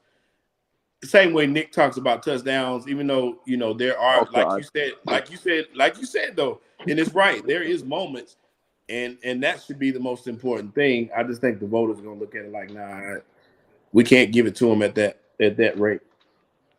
Yeah, the voters, I don't think any of the voters will vote for him, but if I was a voter, I'd vote for him. That's basically what I'm saying right now. I agree. Yeah. I mean, I'm with Shelton. When I looked at it, if he had 16 touchdowns, you know, we can make a strong argument. His clutchness is what you're putting him in the discussion for, which is valid, but these guys are going to need stats, especially to pick a wide receiver. How many touchdowns? Crazy numbers. Sorry, I keep interrupting y'all. My bad. No, you're fine. But I'm used to it, so it's fine. What? No, nobody interrupts you. What are you talking about? Speaking really quick, Vifo posted this morning. Congratulations to him on the babe, man. Yeah. Did everything go well? Mm-hmm. Yeah, that's why he hasn't been in. But yeah. I figured, but he didn't post anything, so I didn't want to say anything. Mm-hmm. But yeah, congrats to him. But how many touchdowns did Adrian Peterson have when he won MVP? Oh man, because he had a crazy year. He had the 2,000 yards, but I'm trying to remember. I don't think he scored anything more than like 12, 13. Like even when Chris Johnson won it. Did Chris Johnson win MVP that year? It was 2013, I think that was it. All right. He had 12 touchdowns and over 2,000 yards that season. Yeah. So how many is Justin Jefferson at? 6, and see, that's he's got the one rushing too. He's got the rushing touchdown too. And see, that's the thing though. But those stats will still stand out to where like he was head and shoulders above the class. So when you look at Justin Jefferson, he's still, if you're looking at purely stats, if I never watched a football game and I just looked at stats, he's still, he's in the mix with these other guys. There's nobody that is so far ahead of him that he can't catch, and there's nobody that's so far below him that can't catch him. If that makes sense, he's not head and shoulders above them stats wise. When you look at a 2,000-yard rusher, that speaks volumes. Even though the 12 touchdowns is not a huge amount of touchdowns. If he gets 12 touchdowns and he's caught Tyreek Hill and wins that race by about 300 yards, then that's when we gotta kind of look at it like, okay, but if it's not head and shoulders, they're not gonna give it to him. Yeah, like I said, I don't know if they'll vote for him, but I just want to have a platform here. I want to put on a potential case for him. Because I think the MVP race this year is like, I don't know, it feels very funky this year. Like nobody's really, like there's a lot of good performances, but nobody's really taking off with it. Like it was Mahomes for the bit, but then he loses one game, and now all of a sudden people are putting Joe Burrow in there, but Joe Burrow's not even winning his division. So I don't know. It's weird this year. So who's your pick? Everybody's looking at like it's just Justin Jefferson. I'm standing by it. My pick is Justin Jefferson. I don't know what the voters are going to pick. That's most of what I'm going at. I don't know where the voters are going to go with it, because I feel like Patrick Mahomes is that level of he has to be perfect, otherwise they won't give it to him, because like we've seen it all before. Yeah, that's a good point. Huh. Okay. Yeah, I think that's about. Well, I could go a little a bit here, and Nick says he believes Joe Burrow is better than Josh Allen, and it's not even close. Yeah, that's what he said. I actually am on the complete other side of that. I think Josh Allen's better, and it's not even close. Damn. Why you say that? Why you say that, Rob? I mean, we've seen it from Josh Allen for 3 years now. This is the third year where he's shown what he can do, and I think they leaned on Josh Allen a lot more than the Bengals leaned on Joe Burrow. Because Josh Allen, they ask him, I hate to put this name in there because I know it bothers me too, but it's sort of like what Carolina was doing with Cam, which is like, we're going to run you as much as you would run like a fullback. Right. So we're leaning on you to sort of kickstart our running game as well as throwing the ball 35, 40 times. And I feel like Josh Allen him and Patrick Mahomes, I think, are on the same boat where if they have an off day, there's not a lot else on the team that can carry them to a win. Whereas Joe Burrow can have an off day and Joe Mixon can carry him from the ground game, or P. Ryan this last weekend, or their defense has been playing great. Like, you know what I'm saying? Right. I think there's a little less margin for error with Josh Allen than Joe Burrow, and Josh Allen still has his Bills the number one seed in the AFC. So, Can't argue with that. And to go to the playoff run last year, because that's what Nick always uses, Josh Allen scored with 13 seconds to go. What more do you want that man to do? Right. Right. He did everything. He did everything to be in that game against Joe Burrow. I would have liked it at this point now. I would have liked to have seen that game and seen what would have transpired between the two of them. I think it would have been a blowout. I think Buffalo would have stomped them. I kind of think to go up to Buffalo, like, I don't know if any of you guys have been to Bills games, man, but it's those dudes are even when the team sucks, those fans are different. Mm-hmm. Yeah, I've never been. It's an experience. I don't know if the new stadium it'll be the same, but in the Ralph Wilson Stadium, it gets rowdy. Did Q get tired of me? Did he leave? You know how you do, bro. Nah, he tired. We just started a little later than usual, so yeah, he past his bedtime. Hey, this game is playing out eerily similar to the Monday Night Football game too. I got a touchdown. Yeah, you did. Yeah, you did. Up on my phone. This is exactly what happened in the Buffalo game. I mean, in the Tampa Bay game, they were losing. They were down 16-3. Oh, don't bring up that bullshit with me. It was the same thing. Don't remind me of Tom Brady's luck.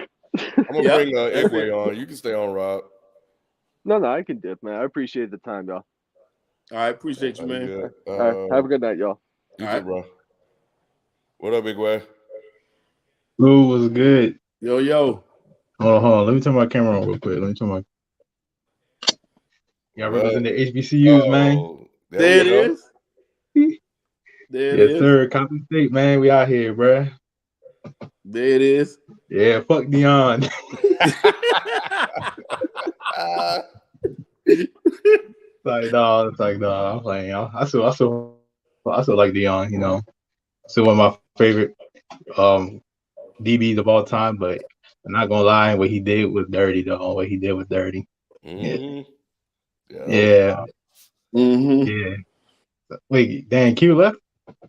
Yeah, he did. Yeah, I wanted to get into this conversation, but like, at least from one of my perspective on, like, you know, the whole thing that went on, it kind of like speaks to this black capitalism, how like it's kind of how should I say it? It's kind of performative in a way where like they kind of use that identity as a black person to I guess portray themselves as some type of black messiah, as I say, when in reality, like, only thing that's really more important is like their capital, you know, their dollar. Mm-hmm. So like even when you look at like Jay-Z, you know, he always makes a whole bunch of parallels between him and Frank Hampton, because he was born the day he died. Even though, you know, Jay-Z, him just being a black capitalist, it basically goes against everything that Frank Hampton stood for. You know, and I kind of see, like, you know, the way that Deion did with Jackson State, it's kind of like in the same vein where he preached a lot about, you know, black capital power and this, you know, just things that I guess will uplift the community. But in reality, he was just like really just looking out for himself. And I'm gonna lie, it did, me being an HBCU grad, you know, it did, you know, rub me the wrong way as well. So that's just, yeah. You felt it, right? Yeah, I did feel it, man. I wasn't. I don't lie, my initial reaction was that, like, fuck Deion, but I had to think about it. I was like, all right, maybe maybe I could be optimistic in a way. Maybe he's able to at least reach Jackson State to like a FCS championship or whatever. But I don't know. I still feel some type of way about it. So, and I'm with you on that. Like I said, 100%, man. I really wanted him to stay and take them to that next level, to where it mattered more. But he did the same thing to the 49ers when he went to the Cowboys, man. It was the same. he hurt a lot of feelings a few times, so this ain't nothing new for him. But on another note, as far as that's concerned, I don't know if y'all see him, but he's building a roster out there already. The more are coming. Oh yeah, gotta go. Yeah, he's oh man, that was an interception. But he's already building them up. So I saw somebody mention on TikTok today his probable starting lineup for his offensive starting lineup already for next year. So it's like a bunch of transfers. There's a ton of them coming in, and they're getting phone calls. It's not like he's calling; they're calling him. So, from Jackson State? No, from everywhere. They're calling him from everywhere. Talking about players are decommitting and recommitting to Colorado. Everybody's trying to get on now. So he might do some things. Don't be surprised. It was crazy. He accepted the job before they even had the money to pay him. They still didn't even have the money. They said, "Ain't worried about it." That's crazy. That's crazy. Like damn, man, I hate you said that. It just speaks to another issue. You know, Deion was at Jackson State for 2-3 years. They weren't calling there. Right. 100%. He's fielded. I saw he's fielded over 200 calls from highly ranked players. So he's getting calls every day from players wanting to go with him. And they could have always played for him. And I think that's the thing. That choice was always available. Right. And still the HBCU for those players was beneath them. Mm-hmm. Right. Exactly. We got a lot of work to do, bro. And this transfer. Yeah, I'm pretty. What'd you say? Oh, I'm about to say I'm pretty sure Jackson State can whoop Colorado's ass though. That's the thing too. It's like they can now, but they won't be able to next year. And the thing about it is you're gonna see a change in the way the transfer portal is handled going forward because these guys are able to say, hey, I want to go there now, and they can go there now and play. They're gonna shut that down. That's gonna be shut down. Because right now he's just picking the squad, and it's gonna be you're gonna see a team like Colorado go from nothing under Carl Durrell, who I don't know if y'all know, but they had a black coach. Carl Durrell was I rooted for Colorado because they had a black coach. So I've been checking them out for a minute, hoping that Carl Durrell could turn things around. But it was never close. But they're gonna go from nothing to one of the top teams for that one reason. And that's very interesting, Shelton. So now you will have me watching for sabotage. I think we need to watch for that. Mm-hmm. You're saying that they're going to shut that down. Mm-hmm. Yeah. If they start doing that, pay attention, y'all. Mm-hmm. I'll tell you some stuff. Because that's next.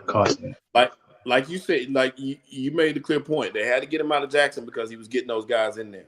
Now he's at Colorado. Mm-hmm. Once again, if those guys can leave it, and you've seen them, that these are Alabama guys transferring. This ain't, these ain't guys transferring from Fresno State.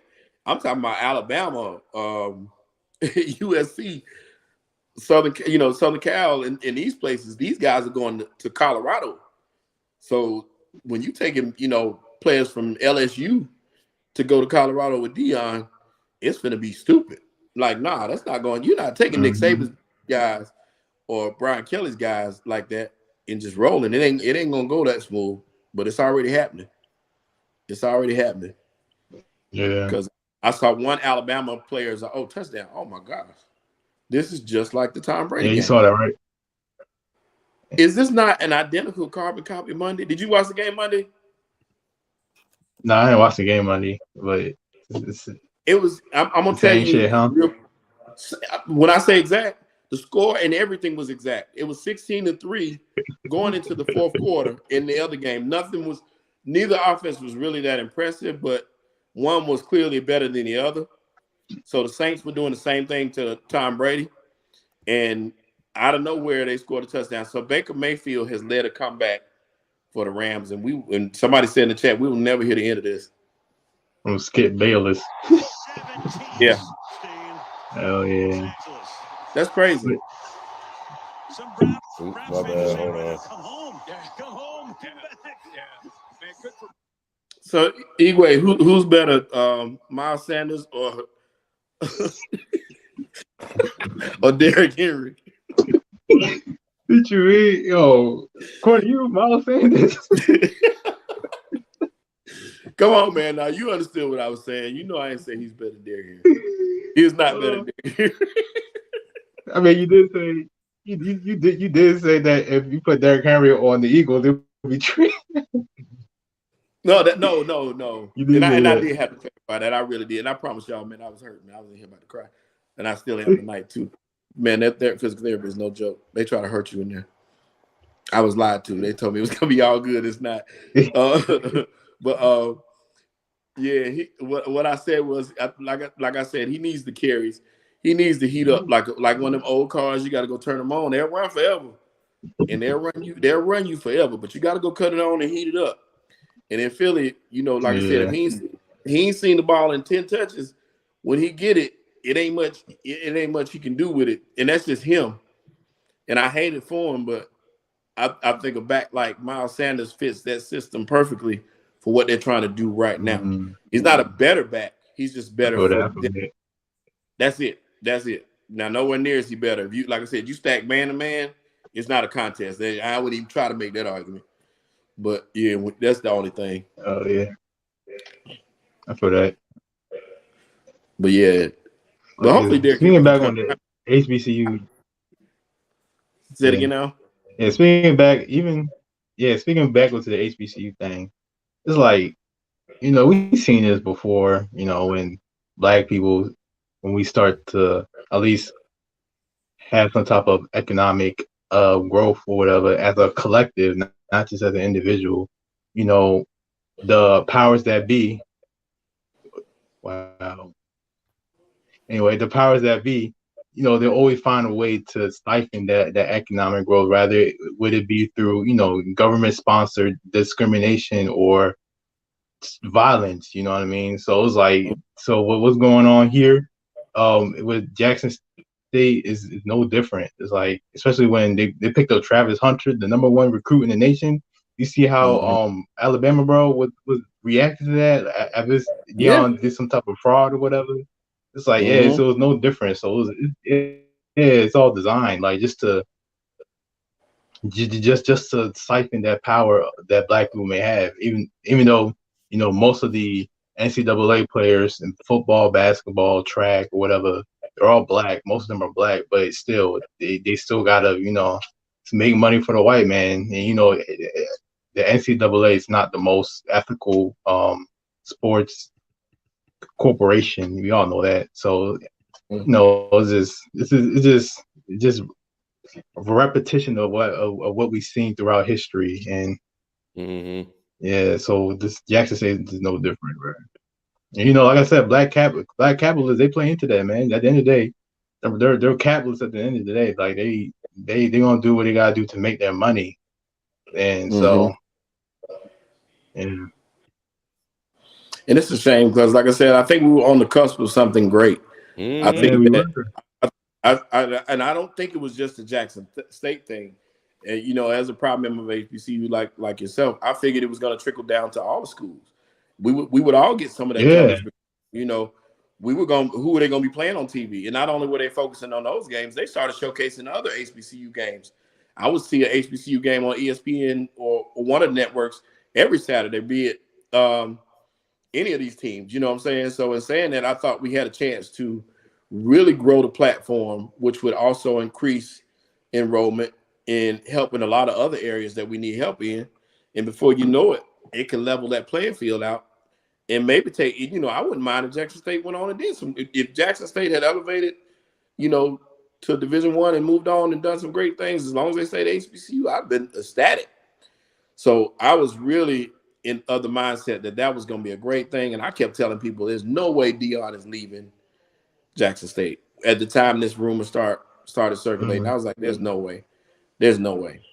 But, you know, it's neither here nor there. And he's going to be successful either way. I think, like I said, I think it's going to be proven that he's going to be successful at what he does, where he goes for a short time at least anyway.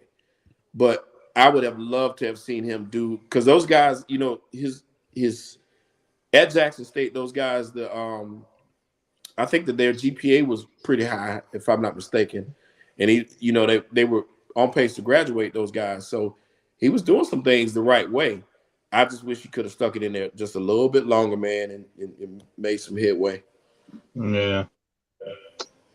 It is what it is. I'm not mad at it.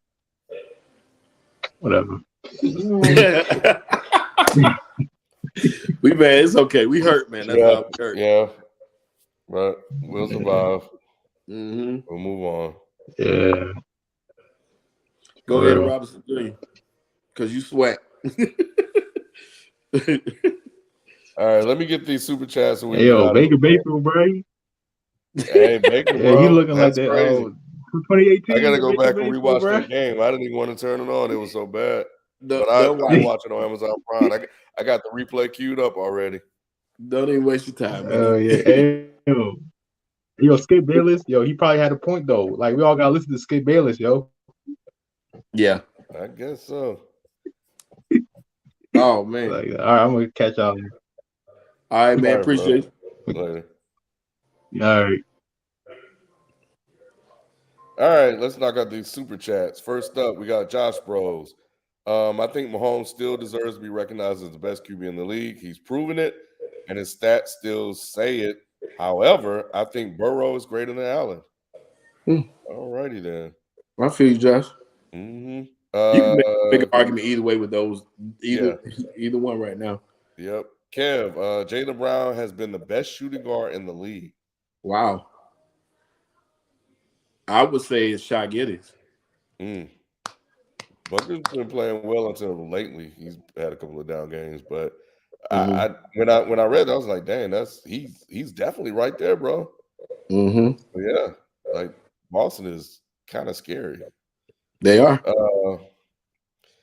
Z-Hart, what do y'all think the chances of the Commanders winning a playoff game or two are with that rock solid defense? Chase Young on the way back in too. Also, when y'all doing call-ins again, peace. So I'm gonna have to hit him because he just missed it. Thanks, Z-Hart. That's a good question. I think the Commanders, man, they only lost one game in their last 8 or 9 games. Oh, that's what I was gonna say, by the way, too, is that Carson Wentz signing was the worst signing of the offseason. I wouldn't even think about that. But that was a bad one. But I think the chances too. That was a trade, but yeah, it was an acquisition. Yeah, same thing. But I think their chances are pretty high, and I say that because they got a good running game. They got some good running backs that can push the rock. You got a star wide receiver, and that defense is just coming along real nice, like we expected them to anyway. So that team is rounding into form at the right time. That Eagles game was not a fluke. It wasn't. They did what they had to do to win that game, and they proven from that point we can compete with anybody. So I like Washington's chances, and I like what they do. So I think they have a shot to win a playoff game for sure. All right. Drink more water. We need to start having the Kawhi Leonard is done talks. Dude only played in 7 games so far. His average is just 11 points a game. He took the whole year off last season and is still missing games. Valid. We've been talking about that for a while now. So I'm really trying to see what's happening with that, because even if he does come back, what Kawhi will we get at this point? He had a game winner the other night, so he's still clutch. But it's just how long can he sustain this if he's playing in a limited role? So we'll see. But we'll definitely keep it on watch. Tracy G, I agree with the major celebs like Messy Oprah, Shady Diddy, Lackluster J&B should give more money to HBCUs. Yeah, I think Itway was spot on when he was talking about how, they kind of create this facade, when they become black capitalists and kind of use the giving back as a shield to make themselves not appear as bad as they are. It was a really good point. Solid_Rivers. Do you see people of color moving forward on Earth? It seems like mainstream corporate black entertainers and athletes use their race as a stepping stone to only better themselves. Huh. Damn. That's tough. I think that the reason why you see things that way is because of the way this whole system is set up and the way that, unfortunately, the only way they see a way for them to make it out is for them to use race as a mean to better themselves, because it is one of the tickets that has been created systemically, and when I look at PWIs and HBCUs, you can almost compare that to subdivisions and black neighborhoods. People always talk about, I want to get out of the neighborhood and go to a better place because there's this thing that whiteness is better. Like you were saying, the white man's ice is colder. Right. And that's a mindset that will take a lot of deprogramming in order to get them to see that that's not the case. So there's a lot of things that has to be broken down. There's a lot of education that has to be done. There's a lot of foundational things that we have to do in neighborhoods, in our educational system, just across the board. And we're behind immensely in this world, and we're playing catch up, and it's hard because some people want to enjoy the life as they have it right now, and others are trying to do things for themselves now, but not at the expense of others, but also in a way to make sure that their generations are safe or taken care of. Right. Tracy G, I agree. Q, as black people, we have to do better. So is everybody going to boycott Nike? Sounds good. Yeah, it does. All this stuff sounds good, but I don't think that's a solution. I know she was just being funny. Being a quarter into the NBA season, who is the MVP, Defensive Player of the Year, and Rookie of the Year so far for you guys? This season has been great with all individual scoring and with the standings being so close together. What I want to do with this one, Shelton, is I want to answer this. Tuesday. Yeah. So we can get everybody's take on that, especially since Q left. I'll see if I can get a video from him, but it may take about 3 weeks for him to do it. but yeah. So we're gonna turn this into a topic on the show. Drink more water. Yeah, I know you'll tune in, so you ain't gonna miss it. And if not, I'll clip it and put it out as a separate show. Last one, Shelton. It's from Rayshawn Davis. Rayshawn Davis says, I want to hear what Q, Shelton, and Ken did to help black people. I could give you one thing I have done. One of the most recent things I've done is I served at an HBCU for 5 years. Yeah. Students spent time in my office while I needed to be working to talk to me and get advice, and I gave it to them. I had to do a lot of extra work and extra research and a lot of bootlegging in order to get stuff running at that institution, because unfortunately there were just some things they just couldn't afford.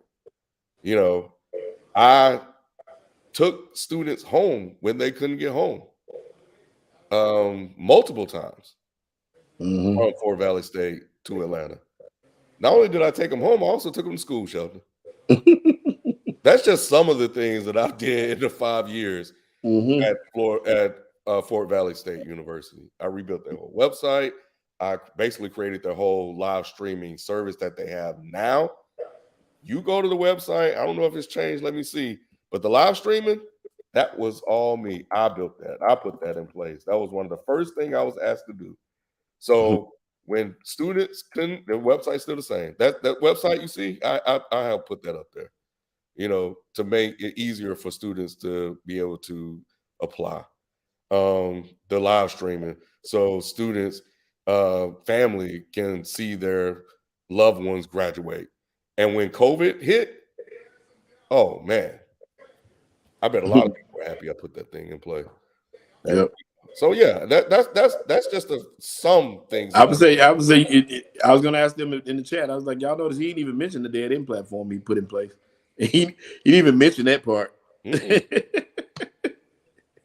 So yeah, that and giving back financially to my institution and to a couple others for that matter. Back to black churches, of course. Member of the Amy Zion Church, so they get a lot of attention, time, and money and resources. My fraternity gives, which I give. So it goes without saying what we've done to help black people. That goes without saying. You don't mention it unless you doing it. You better if you're gonna talk it, you better be living it. Yep, 100%. So yeah, we're gonna leave it right there, Shelton. We appreciate everybody tuning in. It was a great conversation.